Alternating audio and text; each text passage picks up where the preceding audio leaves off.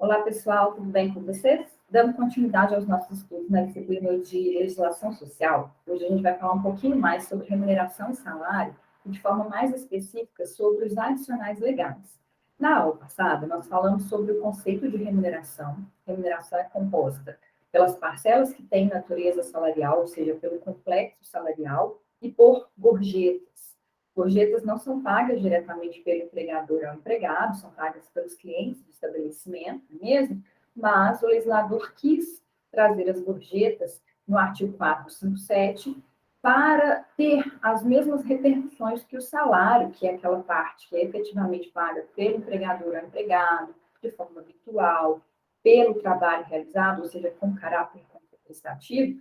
Então, a ideia era de que as gorjetas também tivessem os mesmos efeitos, as mesmas repercussões, os mesmos reflexos para fins de apuração, por exemplo, de férias, de 13º salário.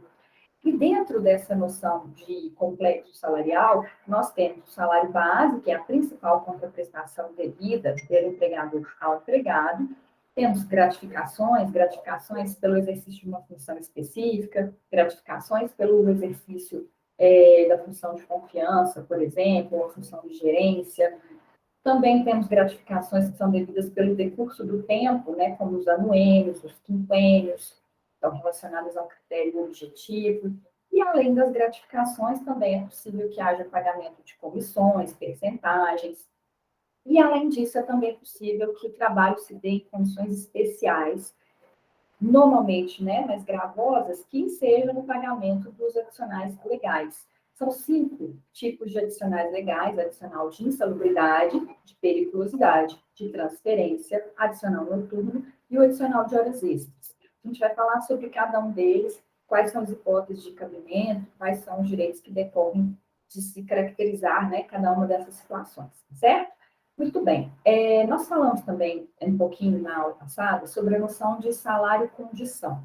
Esses adicionais legais, eles são devidos se enquanto houver o trabalho em condições e circunstâncias específicas. Então, se, por exemplo, o empregado deixa de trabalhar em condições insalubres, deixa de se caracterizar a condição perigosa, que daria seja o adicional de periculosidade, ou deixa de realizar trabalho em horário noturno, ou acaba a transferência provisória, por exemplo, esse empregado vai deixar de ter direito de receber essa parcela. Então, são parcelas que têm natureza salarial, sim, elas integram o complexo salarial, geram reflexos em outras parcelas, são consideradas como base de cálculo de outras parcelas, que na lei tenham como previsão de base de cálculo a remuneração ou o salário, mas elas não aderem de forma definitiva ao salário. Elas não, em caso de desaparecimento da condição que dá ensejo ao pagamento desses adicionais, elas deixarão de ser devidas. Então, a gente vai falar um pouquinho sobre o artigo 7º,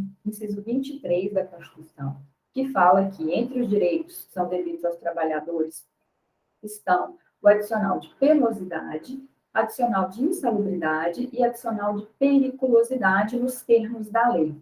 Eu comecei falando aqui de adicional de penosidade. O adicional de penosidade ele não foi regulamentado dentro do nosso ordenamento jurídico. Não existe uma lei, não existe nenhum diploma normativo que defina o que é a penosidade. Vocês podem pensar assim, professora, mas trabalhar, por exemplo, carregando peso dentro dos limites que a CLT estabelece, poderia caracterizar um trabalho penoso. Eu até concordo, tendo a concordar com vocês, mas na falta de regulamentação do que seja penoso, na falta de regulamentação do que seria a base de cálculo, de qual seria o percentual devido, não há possibilidade de se aplicar atualmente o adicional de penosidade. Então, por falta de regulamentação, por se tratar de uma norma de eficácia limitada, que precisaria de uma regulamentação que ainda não existe, apesar da nossa Constituição ter de 1988, não é devido ao adicional de penosidade. No Brasil, não é possível aplicar o adicional de penosidade, a não ser que haja. Já vi, professor, em alguma convenção coletiva, um acordo coletivo, a definição do que é o adicional, o que é trabalho penoso, e lá está previsto o pagamento de um adicional respectivo. Mas aí isso decorre de uma negociação coletiva ou de uma negociação individual para que haja essa regulamentação. Os outros 2 adicionais que eu mencionei, de insalubridade e de periculosidade, eles vão ser devidos, no primeiro caso, o adicional de insalubridade, ele tem previsão do artigo 7º, inciso 23 da Constituição, e também na CLT. A CLT prevê nos artigos 189, 190 e 192 questões relativas ao adicional de insalubridade, dizendo que caberá ao Ministério do Trabalho e Emprego, né, à época, quando foi feita a CLT, ainda se chamava assim, Ministério do Trabalho e Emprego, a regulamentação, a definição do que é considerado trabalho insalubre. O trabalho insalubre é aquele que expõe a saúde do trabalhador a risco por existir contato com agentes químicos, físicos, biológicos. Então, por exemplo, a exposição a determinadas substâncias químicas, a exposição a agentes físicos como ruído, vibração, calor, e agentes biológicos, como, por exemplo, contato, os profissionais da saúde ou profissionais veterinários, né, médicos veterinários, que manipulam, por exemplo, secreção, sangue, em que há risco de contaminação por bactérias, fungos, né? Então, os agentes biológicos seriam dessa categoria, né? Vírus, bactérias, fungos, nessa ordem, né? Também aqueles que trabalham em laboratórios, manipulando, né? Sangue, víscera, algum tipo de material nesse sentido, poderia estar caracterizada a insalubridade nessa situação. Vocês podem pensar assim, mas qualquer situação de exposição a calor, qualquer exposição a ruído, não. O trabalho do Ministério do Trabalho é justamente regulamentar, estabelecer, através da NR 15, norma regulamentadora número 15, a partir da portaria 3.204, estabelecer o que vai ser considerado insalubre. Então, não é qualquer substância química, vocês podem pensar assim, eu tenho uma sensibilidade maior a determinados produtos de limpeza. Isso, por si só, esse desconforto que isso causa às minhas vias aéreas, já seria suficiente para eu pleitear um adicional de insalubridade perante o meu empregador? Não. Mesmo que haja algum tipo de risco à saúde, mesmo que haja uma maior suscetibilidade, uma maior sensibilidade de um empregado do que um outro empregado possa apresentar, só vamos poder tratar como insalubre um agente químico, físico ou biológico se ele estiver previsto como insalubre na norma regulamentadora número 15, que tem os anexos. Cada anexo vai falar sobre uma determinada questão. Então, a gente vai ter um anexo que vai tratar dos agentes biológicos, um outro anexo da SMR que vai tratar de agentes químicos, outro que vai tratar de agentes físicos, certo? Então, toda vez que a gente estiver numa situação em que haja essa dúvida, se é caracterizada a insalubridade ou não, a gente suspeita que há risco à saúde do trabalhador, é recomendável que a gente faça uma pesquisa, um levantamento a partir da CNR 15 para ver se o Ministério do Trabalho regulamentou aquela questão.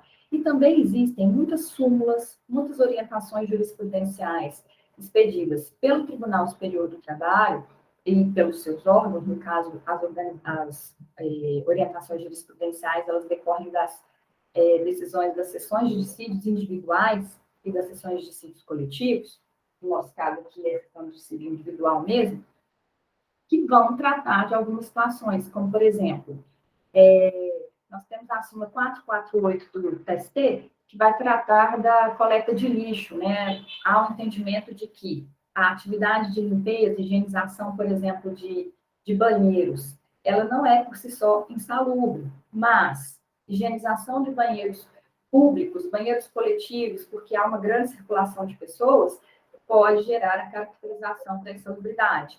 Então, primeiro a gente tem que saber se aquele agente insalubre, ele é caracterizado como tal pelo Ministério do Trabalho e Emprego, porque a CLT, no artigo 189, no artigo 190, remete essa regulamentação, transfere essa atribuição ao Ministério do Trabalho e Emprego, e também pesquisar, né, se já existem situações semelhantes àquela que a gente está vivenciando, sobre a qual a gente está pesquisando, que já tenha sido reconhecida como insalubre mediante súmulas, orientações jurisprudenciais, precedentes normativos e também outras decisões proferidas em outros casos, certo? Muito bem, então a insalubridade ela vai depender dessa caracterização. É necessário que esse trabalhador ele esteja o tempo todo ao longo da jornada de trabalho exposto a esse agente em contato com agente químico, físico ou biológico para que exista o direito adicional de insalubridade, o entendimento do TST na OJ 47 da SDI1 é que mesmo que seja uma exposição intermitente, ou seja, que ela não seja contínua no tempo durante toda a jornada, mas ela existe, ela já é suficiente para gerar um dano à saúde, ou um potencial dano à saúde do trabalhador, mesmo que esse dano não se caracterize efetivamente, mas há possibilidade, então existe a potencialidade de risco à saúde do trabalhador, isso já será suficiente, ainda que não seja uma exposição ao longo de toda a jornada de trabalho, de forma habitual. Então, ainda que intermitente, será devido ao adicional de insalubridade.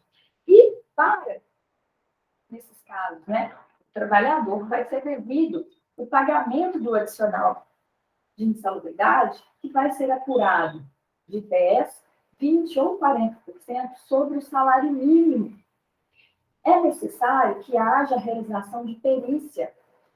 É possível e é necessário que o empregador adote medidas dentro do local de trabalho, tanto medidas coletivas quanto medidas individuais, como, por exemplo, fornecimento de equipamentos de proteção individual para reduzir os riscos no local de trabalho.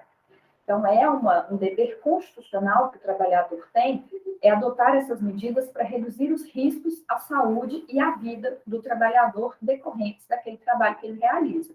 Às vezes, a atividade em si não é uma atividade que gera risco, mas o ambiente onde o empregado se encontra, né, pode gerar a caracterização da insalubridade. O empregador deve adotar as medidas que forem possíveis para amenizar esses riscos. O fornecimento do equipamento de proteção individual, ele pode gerar uma situação de reclassificação. Então, por exemplo, a gente tinha a caracterização da insalubridade em grau máximo. Então, seria devido ao adicional de 40% para esse trabalhador. Ou em grau médio, aí seria devido ao adicional de 20% para esse trabalhador. Mas o fornecimento de equipamentos de proteção individual levou a uma redução desse risco, dessa nocividade, e aí houve uma reclassificação para que essa exposição, essa nocividade se dê em grau mínimo, então vai ser devido ao pagamento adicional de 10%. Então, os percentuais, eles vão variar de acordo com o grau de nocividade decorrente desse enquadramento a partir da NR15 do Ministério do Trabalho e Emprego. Então, grau mínimo, 10%, grau médio, 20% e grau máximo, 40%. É possível ainda que esse equipamento de proteção individual, ele gere uma neutralização, então neutralize por completo. Existe ali um ruído excessivo no local de trabalho, um ruído acima dos limites de tolerância previstos na NR15, mas como o empregador fornecia abafadores, né, protetores auriculares para abafar esse ruído, o empregado assinava lá o recibo de fornecimento desse equipamento de proteção individual, podia trocar em caso dele ser danificado, então ele trabalhava integralmente na jornada com essa proteção, houve a neutralização por completo daquele agente insalubre, não vai ser devido o pagamento do adicional de insalubridade. Então, essa situação ela já também está reconhecida na nossa jurisprudência, nosso Tribunal Superior do Trabalho já reconhece que, quando há neutralização do agente insalubre pelo fornecimento de equipamento de proteção individual ou outras medidas, não será devido o pagamento daquele adicional. Ah, mas e se ele já vinha recebendo o adicional de insalubridade e houve o fornecimento de equipamento de proteção individual eficaz a ponto de neutralizar por completo o risco, a nocividade daquele agente. Então, vai deixar de ser devido a partir daquele momento o adicional. Como que o empregador vai saber, né, se existe ou não uma condição insalubre ali? O empregador ele deve atentar para a necessidade de fazer perícias, ele mesmo encomendar trabalho, né, de profissionais que tenham formação nessa área de segurança, saúde e medicina no trabalho, que vão poder fazer medições no local de trabalho para constatar para cada atividade qual é o risco, né, que existe. Então, existem riscos ergonômicos, decorrentes de postura, existem riscos físicos, químicos, biológicos que podem caracterizar a insalubridade e recomendar. Então, recomenda-se nesse tipo de perícia que o empregador faz, a partir de documentos que vão ser gerados, né, como o PPRA, Plano de Prevenção de Riscos Ambientais, PCMSO, que também servem, né, para orientar o trabalhador, o empregador, para ele saber cada trabalhador, cada função dentro da empresa, quais são os riscos que decorrem do exercício de cada função e quais são as recomendações de segurança para cada função. O empregador deve tomar essa iniciativa e fazer, né, tomar essas medidas e fazer esses documentos para tentar adotar essas medidas para reduzir os riscos. Mas o mero fornecimento de equipamento de proteção individual, então tem lá o recibo de fornecimento de equipamento de proteção individual para o trabalhador. Isso por si só já vai afastar a insalubridade? Não, porque numa eventual discussão judicial, se o empregado, por exemplo, propõe uma ação pedindo o pagamento adicional de insalubridade, pode ficar constatado que assinava o recibo, mas não recebia de fato o equipamento. Assinava o recibo, mas o equipamento de proteção individual, por exemplo, eram luvas. E elas eram danificadas com o uso, com 2 meses de utilização daquelas luvas, e só eram repostas depois de 6 meses. Então, existia um período em que trabalhava sem as luvas. Então, não basta o mero fornecimento do EPI, é necessário que ele seja efetivamente utilizado e que ele seja eficaz para neutralizar por completo o agente ou para gerar uma reclassificação. Nas ações judiciais, é obrigatória a realização de perícia.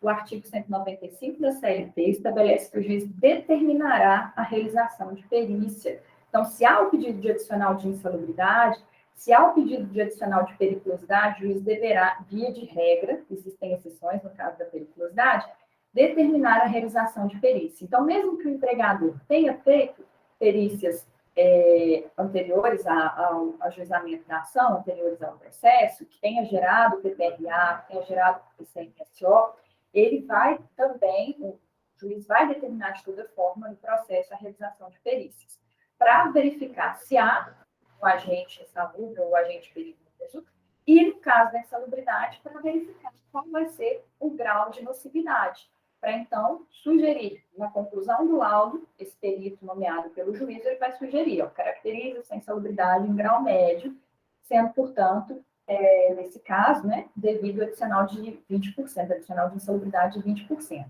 O juiz está adscrito a esse laudo, ele tem que necessariamente concluir na sentença da mesma forma que está esse laudo. Via de regra, o juiz acompanha o que está na conclusão do laudo. Se houver alguma prova no processo, prova emprestada, por exemplo, um laudo que foi feito nas mesmas condições, recente também, que não tenha sido apurada a insalubridade, ou as testemunhas comprovaram que o EPI era efetivamente utilizado, o perito disse que se ele fosse utilizado, ele neutralizaria, pode ser que o juiz conclua de outra forma. O juiz não é obrigado a concluir da mesma forma que o perito indicou na conclusão dele do laudo, mas para isso, o juiz ele vai ter que ter um outro respaldo, né? Um outro respaldo em provas documentais, ou na prova testemunhal, podendo, inclusive, determinar a realização de uma outra perícia no mesmo processo para tirar dúvidas, se houver alguma dúvida, certo? E, além disso, é importante também ressaltar que a base de cálculo do adicional de insalubridade, salário mínimo, mas vocês já devem ter ouvido falar, né, que é vedada a vinculação do salário mínimo para todos os fins. O artigo 7º, inciso 6º da Constituição, estabelece que é vedada a vinculação do salário mínimo para todos os fins. Então, quando o artigo 192 da CLT ele estabelece que é devido ao adicional de insalubridade sobre o salário mínimo, ele estaria, então, criando, nessa parte do artigo 192, uma norma, uma regra que é inconstitucional. Isso já foi reconhecido pelo Supremo Tribunal Federal. O Supremo Tribunal Federal disse que não pode ser o salário mínimo a base de cálculo, porque nós temos aí uma inconstitucionalidade. No entanto, quando o Supremo Tribunal Federal decidiu assim, gerando a súmula vinculante número 4 do STF, também constou, ao final, que é vedada a utilização de critérios para substituição dessa base de cálculo. E o que o TST entendeu a partir dessa decisão do Supremo Tribunal Federal? Enquanto não houver uma lei que regulamente a base de cálculo do salário mínimo, do adicional de insalubridade, continuará sendo aplicado o salário mínimo. Então, foi uma situação em que o Supremo Tribunal Federal declarou a inconstitucionalidade, mas sem declarar a nulidade. Então, continuou sendo possível, né, até que venha uma lei posterior, e ainda não há essa lei, regulamentando a base de cálculo adicional de insalubridade, que seja utilizada essa base. Antes dessa decisão do Supremo Tribunal Federal, nós tínhamos a súmula 228 do TST, que permitia que o juiz fizesse o seguinte raciocínio: se existe um piso previsto para a categoria, ou se existe um salário normativo previsto em lei que regulamenta o exercício dessa profissão, como essas são as menores contraprestações que podem ser pagas no contexto de uma categoria profissional, ou considerado uma profissão regulamentada, como nós falamos daquela noção de grupo salário mínimo na aula passada, então seria possível, por exemplo, aplicar, ao invés de salário mínimo, o piso da categoria. Então, por exemplo, eu tenho lá adicional de insalubridade sendo discutido para a categoria dos empregados que são mecânicos, trabalham em indústrias, em empresas, né, que trabalham, que exercem essa atividade econômica principal. Se o piso para essa categoria é de R$ 1.500, então essa seria a base de cálculo, o piso seria a base de cálculo do adicional de insalubridade. No entanto, como o Supremo Tribunal Federal trouxe essa decisão no sentido de vedar que seja substituída por outra base de cálculo, então isso inviabilizou a aplicação da súmula 228, foi determinada a suspensão da súmula 228 e ela não é mais aplicada desde então. Então, a situação que nós temos desde essa decisão do Supremo Tribunal Federal é realmente continuar aplicando o adicional de insalubridade sobre o salário mínimo, certo? Muito bem. E o adicional de insalubridade, então, ele é devido quando se caracterizar a exposição da saúde do trabalhador a risco dentro das hipóteses regulamentadas pelo Ministério do Trabalho na norma regulamentadora número 15 e dos seus anexos. Adicional de periculosidade. O adicional de periculosidade ele também está previsto no artigo 7º, inciso 23 da Constituição, que é uma norma geral, e ele é regulamentado na CLT, no artigo 193, e também pelo Ministério do Trabalho, na norma regulamentadora número 16. Temos uma súmula muito importante também, que é a súmula 264 do TST, que vai tratar do adicional de periculosidade. Qual é a principal diferença que a gente pode identificar entre o adicional de insalubridade e o adicional de periculosidade? No caso do adicional de periculosidade, o risco é a vida. A insalubridade expõe a saúde do trabalhador a risco, e no caso da periculosidade, a gente tem a exposição da vida do trabalhador a risco. Pelo contato permanente ou pela exposição permanente desse trabalhador a inflamáveis explosivos, energia elétrica, situações em que ele está sujeito a roubo ou violência física em atividades profissionais de segurança patrimonial ou pessoal. E ainda, o parágrafo 4º do artigo 193 diz: também se considera perigoso o trabalho realizado em motocicleta ou o trabalho realizado em atividades que exigem o uso de motocicleta. Então, essas hipóteses ensejariam o pagamento do adicional de periculosidade. É claro, gente, que nessas situações aqui, por exemplo, envolvendo inflamáveis e explosivos, vamos supor, o empregado trabalha no posto de gasolina. O frentista, o trabalho dele no dia a dia, existe essa exposição aos inflamáveis e explosivos. Mas, por exemplo, aqueles trabalhadores que estão na loja de conveniência, né, ou que estão dentro de um comércio que funciona próximo do posto, a eles também vai ser devido o adicional de periculosidade? Onde que a gente vai tirar essa dúvida? A NR16 do Ministério do Trabalho vai trazer lá situações em que ela vai prever, por exemplo, a distância, né? Quem trabalha a mais de 7,5 metros de distância do bico da bomba de gasolina não teria, então, enquadramento nessa situação perigosa, não seria devido ao adicional de periculosidade para aqueles que exercem as atribuições a mais de 7,5 metros de distância desse ponto, né? Do bico da bomba de gasolina, por exemplo. Dito de outro modo, então é possível quem trabalha no comércio próximo a esse posto, se trabalha a menos de 7,5 metros de distância do bico da bomba de gasolina, ter direito ao adicional de periculosidade? Perfeitamente. E eu já tive casos também que foi reconhecido o adicional de periculosidade para motoristas de caminhão, que ficavam dentro do veículo durante o abastecimento desses veículos.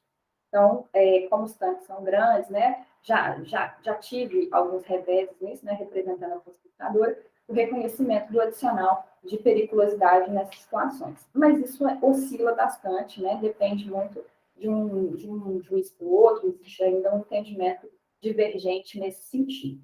E o adicional de periculosidade, ele vai ser calculado de que maneira? Ele vai ser calculado sobre o salário base. Vai ser um percentual único, 30%. Até existia a súmula 364 do TST, durante um determinado período, trazia um entendimento sobre a possibilidade de ser flexibilizado esse percentual, de ser reduzido por acordo de convenção coletiva, mas não é mais prevista essa possibilidade. A súmula 364 hoje tem uma redação em que prevê de forma única 30% sobre o salário base. E aí, vejam, a diferença em relação à insalubridade. A insalubridade, ela varia de acordo com o grau de nocividade, 10, 20 ou 40. A periculosidade é 30%. A base de cálculo do adicional de insalubridade é sobre o salário mínimo. Sobre a periculosidade, a gente tem como base de cálculo o salário base, que é aquela contraprestação principal devida pelo empregador ao empregado. Então, por exemplo, se o salário base desse empregado é R$ 2.000, além disso, ele recebe uma gratificação pelo exercício de uma função de confiança, que é de mais R$ 1.000. Eu vou calcular os 30% somente sobre os R$ 2.000, que são o salário base. Ah, e se ele receber horas extras? Horas extras são salário, mas são salário condição. A gente só vai apurar os 30% sobre o salário base, que é o salário principal. No nosso exemplo aqui, é o salário fixo de R$ 2.000, certo? E eu coloquei aqui nos dois casos como reflexos. O que quer dizer isso? Isso quer dizer que, se tratando, isso vale para todos os adicionais legais, seja o adicional de insalubridade, de periculosidade, o adicional de transferência, o adicional noturno, o adicional de horas extras. Todos eles geram reflexos. O que é isso, gerar reflexo? Só gera reflexo uma parcela que tem a natureza salarial. Então, por exemplo, o vale transporte, né? O crédito relativo ao transporte. Ele não gera reflexo em nenhuma parcela, porque ele tem natureza de ressarcimento, de despesa para o transporte, ida e volta do trabalho. Então, só pode gerar reflexo uma parcela que tem a natureza salarial. E ela gera reflexo em quê? Gera reflexo em parcelas, em direitos que decorrem da existência da relação de emprego e que tenham como base de cálculo a remuneração ou salário. Está muito abstrato. Vamos colocar um exemplo concreto. Então, se eu falo para vocês assim, FGTS. O FGTS é devido aos trabalhadores urbanos, rurais e domésticos. Deve ser feito o recolhimento de 8% pelo empregador na conta vinculada do empregado urbano e rural. No caso do doméstico, quando a gente faz o pagamento via e-social, já tem uma parte ali, que é de 8%, que é destinada ao FGTS desse trabalhador. Muito bem. 8% sobre a remuneração. Por quê? Porque o artigo 15 da Lei 8.036 de 1990, que regulamenta o FGTS, prevê que o FGTS corresponderá a 8% sobre a remuneração devida ao trabalhador e deve ser pago até o mês seguinte sobre a remuneração devida no mês anterior, certo? Então, se eu digo para vocês, o empregado tinha um salário base de R$ 2.000, tinha uma gratificação de função de mais R$ 1.000 e deveria estar recebendo adicional de periculosidade, mas não recebeu. Esses 30% sobre os R$ 2.000, eles têm natureza salarial. Então, eles vão compor o complexo salarial. Se a lei do FGTS diz que os 8% deveriam ter sido depositados sobre a remuneração devida ao empregado, vocês concordam comigo que se esse empregado tiver judicialmente reclamando o pagamento do adicional de periculosidade de 30% sobre o salário base, tem que recalcular o FGTS que foi recolhido naquele mês, porque ele foi recolhido a menor, com uma base de cálculo de 2 mais R$ 1.000, R$ 3.000, quando deveria ser R$ 3.000 mais os 30% sobre os 2.000. Então, a gente diz que isso é uma repercussão, é um reflexo que o adicional de insalubridade e periculosidade do meu exemplo gera no FGTS. Então, o correto, quando eu faço um pedido numa ação judicial, é pedir o pagamento do adicional de periculosidade com reflexos em FGTS. Se for o caso, na indenização de 40% sobre o FGTS, se ela for devida. Se for uma situação de distrato, na indenização de 20% sobre o FGTS, porque no distrato ela é devida pela metade. Gerar reflexos nas férias, no 13º. Por quê? porque essas parcelas, férias, 13º, têm como base de cálculo a remuneração, certo? Então, é nesse sentido que gera reflexos em outras parcelas. E aí, isso serve para os adicionais legais, mas para qualquer outra parcela que gere um aumento de salário. Imaginem assim, se eu estivesse falando de uma situação em que o empregado ganhava R$ 2.000 de salário base, mas é devido à equiparação salarial com outro empregado que recebe R$ 4.000. Ao longo do contrato, esse empregado que recebeu 2 teve recolhimento de FGTS, 8%, sobre R$ 2.000 por mês, mas ele deveria ter recebido 4. Então, quando o juiz reconhece o direito a essa diferença salarial de mais R$ 2.000 em virtude da equiparação salarial, vocês concordam que a gente vai ter um aumento do salário que era 2 para 4? Consequentemente, sobre essa diferença que é salário, também tem que ser apurada a diferença que do FGTS, que foi calculado por uma base de cálculo menor do que era devido. Então, a gente chama isso de reflexo ou repercussão. Então, a gente, nessa mesma ação, ao pedir a diferença salarial de R$ 2.000, pede os reflexos em FGTS, 13º, férias, conforme seja o caso, certo? Então, falei que desse exemplo de equiparação salarial poderia ser: o empregador pagava um valor menor do que o piso da categoria, então eu quero uma diferença salarial, ou não pagou o reajuste previsto na convenção coletiva, vai gerar uma diferença salarial. Toda vez que for gerada uma diferença salarial, lembrem-se, atentem aos reflexos que são devidos, que decorrem dessa diferença salarial, que vai mudar a base de cálculo das outras parcelas que são devidas em virtude do contrato e que são apuradas com base na remuneração e no salário. Os melhores exemplos, né, os principais exemplos, na verdade, são FGTS, 13º, as férias, e as outras verbas decisórias, conforme seja o caso. Pode gerar reflexo no aviso indenizado, na indenização sobre o FGTS, certo? A gente vai falar mais sobre isso na aula de extinção do contrato de trabalho e verbas decisórias, tá bom? Muito bem. Professora, mas e se esse empregado trabalha exposto a agente insalubre e a agente perigoso? Ele tem direito de receber um adicional de insalubridade e adicional de periculosidade de forma acumulada? É possível acumular o pagamento desses dois adicionais? O Supremo Tribunal Federal entendeu que não. Na verdade, o TST entendeu que não. Nós tivemos essa discussão durante bastante tempo, algumas turmas do TST entendendo que era possível a acumulação entre os adicionais e outras entendendo que não seria possível. O entendimento no sentido de que seria possível, com base na Constituição, artigo 7º, inciso 23, quando fala adicional de insalubridade e de periculosidade, ele não faz uma restrição, não diz que é um ou outro. Então, se ele não restringe, não caberia à norma infraconstitucional fazer uma restrição para impor o pagamento apenas de um adicional. Além disso, com base no princípio da isonomia, né? Nós temos um empregado que está exposto a um agente insalubre e a um agente perigoso.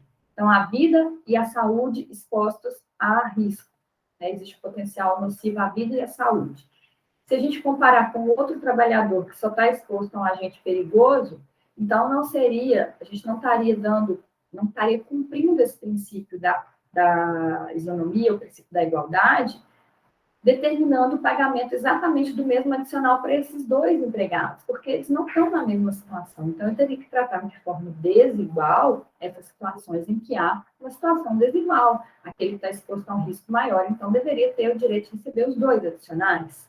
Além disso, nós temos a Convenção da OIT, as Convenções 155, Convenção 155 e 148 da OIT, que não fazem, o Brasil ratificou essas convenções, e não há nenhuma restrição nelas à possibilidade de acumulação.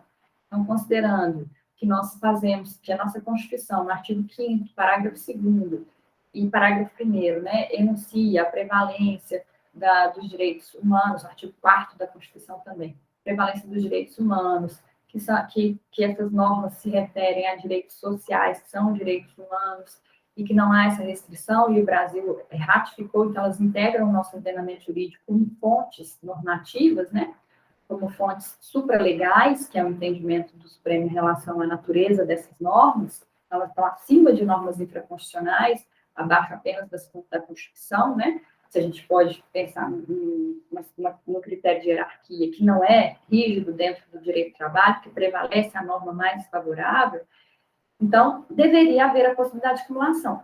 No entanto, não foi esse o entendimento. Em setembro de 2019, houve a decisão do Tribunal Superior do Trabalho, houve a eleição, escolheram um caso que seria representativo de outros que ficaram sobrestados, né, processos que ficaram parados, suspensos, aguardando o julgamento de uma situação, de um caso específico, né, que foi eleito para ser o caso representativo, e a partir daí fixou-se uma razão de decidir, a ratio decidendi, no sentido de que não pode haver acumulação dos adicionais, porque a Constituição ela fala, nos termos da lei, são devidos adicionais, adicional de insalubridade, periculosidade, nos termos da lei. E como a lei, no artigo 193, parágrafo 2º da CLT, estabelece que o empregado poderá optar pelo pagamento do adicional de insalubridade em relação ao adicional de periculosidade, se for mais benéfico, então entenderam que essa norma do artigo 193, parágrafo 2º, deveria prevalecer,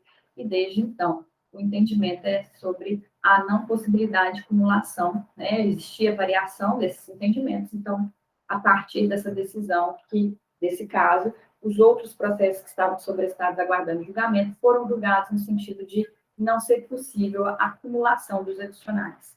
E também não há possibilidade de acumulação de 2 adicionais de insalubridade, né, ou pelo fato de estar exposto a um agente químico, um agente físico. Poderia ser devido ao pagamento em duplicidade do adicional de insalubridade. Também o entendimento que prevalece é de que é devido apenas um adicional de insalubridade, ainda que exista exposição a mais de um agente. Certo? Muito bem. Para a gente finalizar a parte dos adicionais, ainda temos que tratar de 3, adicional de transferência, adicional noturno e adicional de horas extras. O adicional de transferência, ele está previsto no artigo 469, parágrafo 3º da CLT. Na verdade, esse artigo, o caput desse artigo 469, ele prevê que é possível, em caso de real necessidade, ou se tratando de empregado que exerça função de confiança, e ainda, se houver previsão expressa ou implícita no contrato, como assim previsão implícita no contrato? Vamos supor que seja um engenheiro que foi contratado para fiscalizar, né, para acompanhar obras que essa empresa tenha no estado de Minas Gerais, no estado de São Paulo, Rio de Janeiro. Então, já está implícito que ele vai ter que se deslocar por essas regiões. Então, ele não tem um local fixo de trabalho, ou se tiver um local fixo de trabalho, está implícita a necessidade dele dele ter que atender demandas em outras localidades. Então, esse artigo 469, o CAPT, ele estabelece que, se tratando de cargo de confiança, havendo previsão expressa no contrato, havendo previsão implícita no contrato, em caso de real necessidade, o empregado poderá ser transferido para uma outra localidade. E aí, a gente chama isso de remoção, transferir para outra localidade diferente daquela para onde ele tinha sido contratado inicialmente. Então, fui contratado para trabalhar em Belo Horizonte e fui transferida para trabalhar em São Paulo. Então, isso é uma remoção relevante. E esse artigo, ele fala que considera-se remoção não relevante aquela que não implica em mudança de domicílio. Então, se eu fui transferida para São Paulo, mas foi uma situação assim, fui passar 3 dias em São Paulo e continuei morando, o meu domicílio, né, onde eu estabeleço residência com ano definitivo, continua sendo Belo Horizonte, isso não é considerado como transferência, como remoção relevante para os fins desse artigo 469. Muito bem. E esse artigo 469, parágrafo 3º, né, o parágrafo 3º, ele prevê o quê? Nesses casos de remoção relevante, ou seja, quando há necessidade de mudança desse trabalhador, ele muda a localidade da prestação do trabalho, mas ele muda também o domicílio dele, muda a residência dele. Nesses casos, se a transferência ela é provisória, vai ser devido o pagamento de um adicional que vai corresponder a 25% dos salários que ele recebia na localidade onde inicialmente ele trabalhava. Então, os requisitos são a mudança de localidade para a realização do trabalho, com mudança provisória da residência. Vai ser devido, nesse caso, o adicional de 25% sobre os salários que eram devidos na localidade onde ele trabalhava originariamente. Como isso é salário, também são devidos reflexos no 13º, de férias, FGTS, todas as parcelas que tenham como base de cálculo a remuneração do salário. Aqui eu só quero chamar a atenção para um detalhe.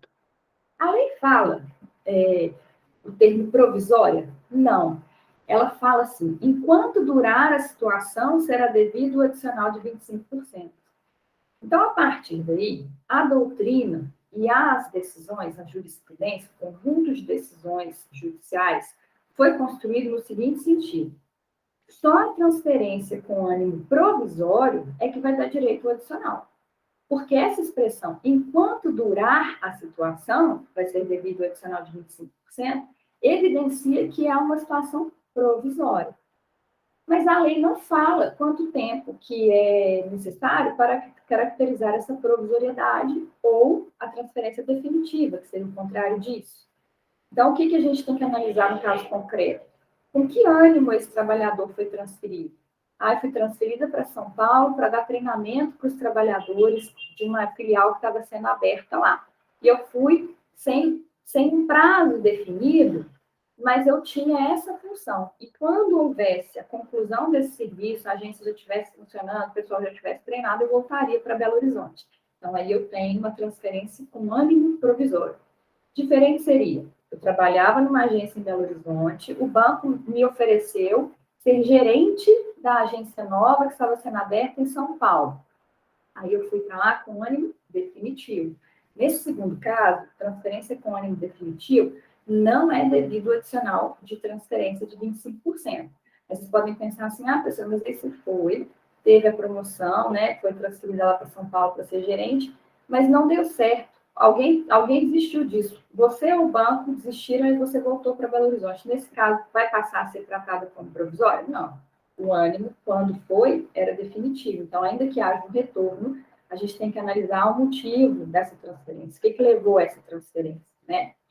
E uma outra questão também que é importante. Tanto na transferência provisória quanto na transferência definitiva, o empregador tem que pagar a despesa com essa mudança, né? Por exemplo, se o empregado vai ter que levar os pertences, né? Vai ter que fazer a mudança, vai ter que pagar na primeira ida para lá a hospedagem, até que ele ache um local para ficar, se ele vai ter que pagar, por exemplo, despesas de transporte, seja aéreo, terrestre, o que for, essas despesas com a transferência, elas, de acordo com o artigo 470 da CLT, devem ser suportadas pelo empregador, porque o empregador é que assume os riscos do empreendimento, ele não pode transferir os ônus da prestação do trabalho, as despesas para a prestação do trabalho para o empregado, certo? E aí, gente, existe uma atecnia, aqui, um defeito na redação desse artigo 469 da CLT, que é o seguinte, é um pouco contraditório, né? Porque ele fala assim, mudança de domicílio e fala que o adicional é devido enquanto durar a situação. Tecnicamente, né, do ponto de vista jurídico, domicílio é onde a gente estabelece residência com ânimo definitivo. Então, não é possível você ter um domicílio com ânimo provisório, entendem? Então, entendam essa palavra que está no artigo 469, CAPT, quando ele fala que remoção não relevante é a que não implica em mudança de domicílio, e depois o parágrafo 3º fala enquanto durar a situação, então entendam que, para ser devido o adicional de transferência, é necessário que haja mudança do local da prestação do trabalho e que esse empregado tenha que permanecer, né, estabelecer residência naquela localidade com ânimo provisório. Então, não necessariamente aí é domicílio. Na verdade, o que a lei queria dizer era residência, porque com ânimo provisório, né? Então, isso já seria suficiente. Claro que vocês vão encontrar variações na jurisprudência, né? Por exemplo, situações em que o empregado vai, mas vai ficar no alojamento.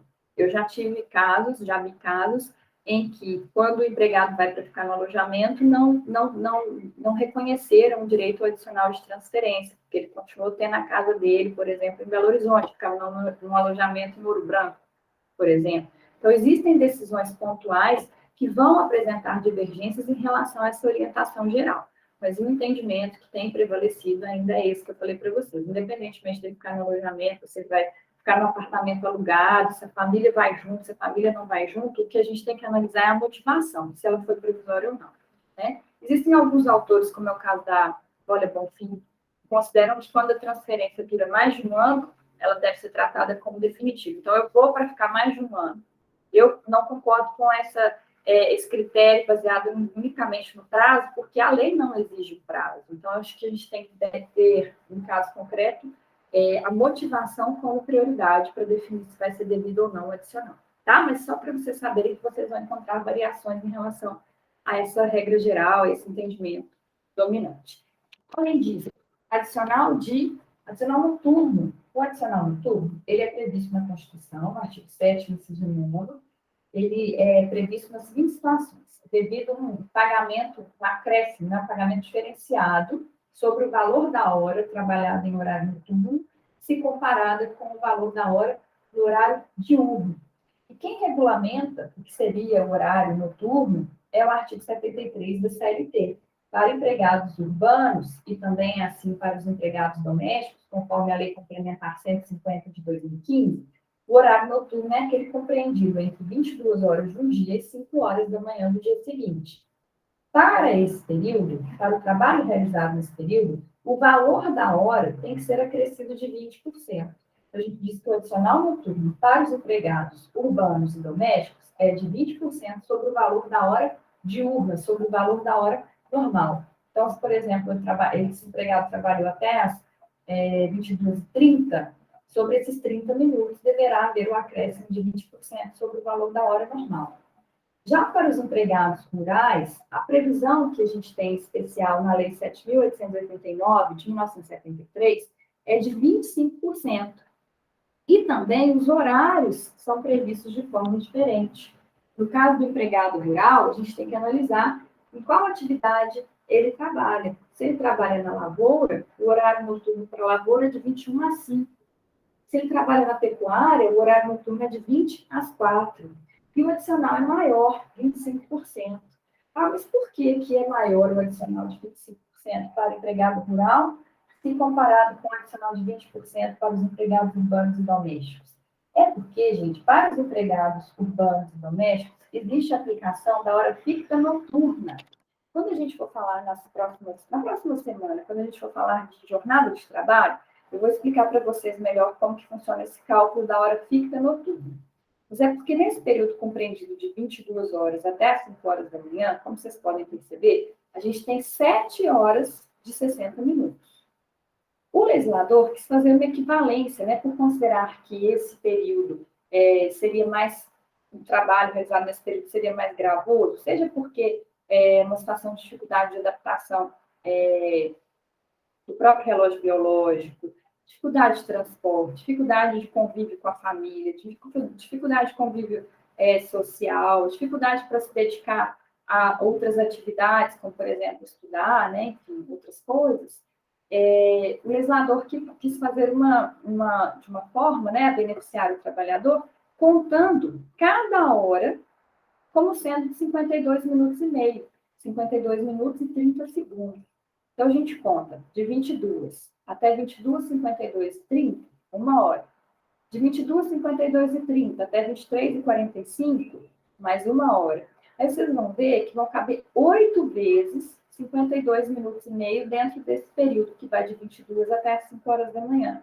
Então, apesar do adicional noturno ser menor, ser de 20%, a contagem do tempo de 22 a 5 para empregados urbanos e domésticos, ela é mais benéfica do que a forma de contar o tempo para empregado rural. Porque no rural não tem essa hora fixa reduzida de 52 minutos e 30.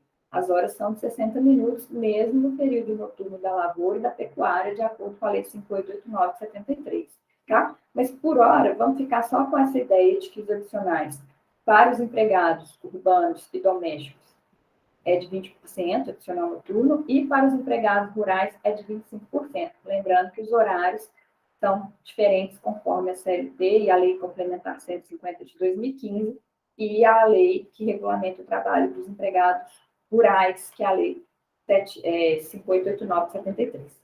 Tá bem? E, por fim, o adicional de horas extras. O adicional de horas extras, ele está previsto no artigo 7º, inciso 16, esse artigo 7º, inciso 16 da Constituição, ele prevê o pagamento das horas trabalhadas, além do horário normal, com acréscimo de no mínimo 50%. Então, todas as vezes que vocês encontrarem na CLT menção adicional de horas extras menor do que de 50%, como, por exemplo, o artigo 61 da CLT fala adicional de 25%, vocês podem considerar que essa norma não foi recepcionada pela Constituição. Como a Constituição é de 88, a CLT de 1943, então existe a necessidade de compatibilizar o texto da CLT, quando diz que o adicional é menor que 50%, com essa previsão. Então, para mais, sempre é válido. Então, a convenção coletiva, o acordo coletivo, ou por força de liberalidade, o empregador concede um adicional maior do que 50%, sem problemas. O adicional de horas extras ele não pode ser menor do que 50%. Então, todas as vezes que houver trabalho, além do pactuado, vai ser devido ao adicional de horas extras? Via de regra, sim. Mas é possível que o empregador faça, o que a gente vai ver também na próxima semana, um acordo para compensação de jornada. Por exemplo, eu fui contratada para trabalhar 44 horas na semana, e aí o meu empregador combinou comigo o seguinte: eu vou trabalhar 9 horas de segunda a quinta-feira, vou ter meu intervalo de refeição, né, e descanso de 1 hora, mas eu tenho de tempo efetivamente trabalhado à disposição 9 horas na segunda, na terça, na quarta, na quinta. Na sexta eu trabalho 8 horas. Se não houver um acordo para compensação de jornada, meu empregador vai ter que me pagar 1 hora extra, ou seja, 1 hora acrescida do adicional de 50%, por dia, de segunda a quinta-feira. Eu trabalhei além do limite de 8 horas previsto no artigo 7º, inciso 13 da Constituição. A gente vai falar mais sobre jornada na semana que vem. Mas, se o meu empregador faz comigo um acordo para compensação de jornada, ao invés dele ter que me pagar 1 hora extra por dia, a gente vai combinar o seguinte: ao invés de eu trabalhar 6 dias da semana, trabalhar no sábado, eu poderia trabalhar de segunda a sexta, 8 horas, mais 4 horas no sábado, por exemplo, fechando 44 horas semanais. Ah, mas ao invés de você trabalhar no sábado 4 horas, nós vamos pegar essas 4 horas de sábado e nós vamos compensar esse não trabalho ao sábado, colocando 1 hora a mais na segunda, 1 hora a mais na terça, 1 hora a mais na quarta, 1 hora a mais na quinta-feira. Então, o acréscimo de horas trabalhadas de segunda a quinta, no meu exemplo, ele é compensado com a não exigência de trabalho no sábado. Nesse caso, como essa compensação dentro do lapso semanal foi ajustada entre as partes, ou até a legislação permite que seja implicitamente ajustada, né, tacitamente ajustada, ele não vai ter que me pagar as horas extras. Então, é devido o pagamento sobre as horas trabalhadas além do horário normal, com acréscimo de no mínimo 50%, mas se houver um acordo para compensação, é possível que o empregador não tenha que fazer o desembolso, o pagamento, junto com o salário até o 5º dia útil do mês subsequente, porque entrou no banco de horas, entrou no acordo de compensação. Ah, mas se eu for dispensada antes de compensar essas horas, ou se venceu o período, o prazo para compensação, por exemplo, era de 1 ano. Venceu esse período de 1 ano e não foram compensadas as horas. Nesse caso, o que vai acontecer? Aí, no meu acerto rescisório, junto com as minhas verbas rescisórias, o empregador vai me pagar as horas extras que ficaram pendentes, né, que não foram zeradas, que não foram compensadas por completo dentro daquele acordo de compensação que eu tinha com ele. Certo? Também vamos falar mais sobre jornada na próxima semana. E só mais uma coisinha, né? Eu falei para vocês que a regra é, os adicionais legais, eles têm natureza de salário e condição. São devidos se e enquanto houver a exposição a essas circunstâncias especiais.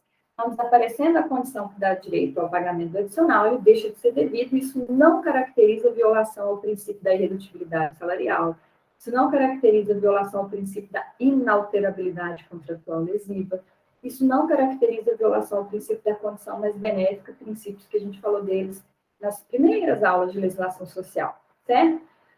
Então, não há estabilidade financeira, não há uma aderência dessas parcelas ao contrato de trabalho, à remuneração. Então, assim deveria ser tratado, deveria ser esse entendimento para todos, né, os adicionais. Mas, no caso específico das horas extras, existe a súmula 291 do TST que flexibiliza, que sai, é um ponto fora da curva, que sai um pouco desse entendimento em relação ao que seria salário e condição. O entendimento que consta nessa súmula 291 do TST é do seguinte sentido: se o empregado habitualmente fazia horas extras por um período de pelo menos um ano ou mais, e o empregador deixa de exigir essas horas extras, o empregador vai ter que pagar para ele uma indenização correspondente à média, então vai pegar a quantidade de horas extras do último ano e vai pagar para ele o valor correspondente a um mês dessas horas extras, multiplicado pela quantidade de tempo que ele ficou fazendo essas horas extras. Então, se ele ficou fazendo horas extras durante 5 anos, vai ser vezes 5. Pega um mês de média, apuro quanto seriam as horas extras, a média de um mês do último ano, e multiplico pela quantidade de anos em que ele teve exigência de horas extras. Então, é uma indenização pela supressão de horas extras, e a justificativa é justamente o princípio da estabilidade financeira. Já existia ali uma expectativa de prestar aquele trabalho e receber as horas extras. Não existem outras súmulas que falem sobre tratamento da mesma natureza para os outros adicionais.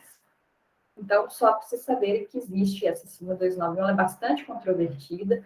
Tem vários juízes que vão no sentido, justificam o entendimento no sentido de não aplicar, porque seria salário de função, mas só para vocês saberem que existe essa possibilidade de pleitear indenização em caso de supressão de horas extras, com respaldo na jurisprudência, a súmula 291 do TST. Certo?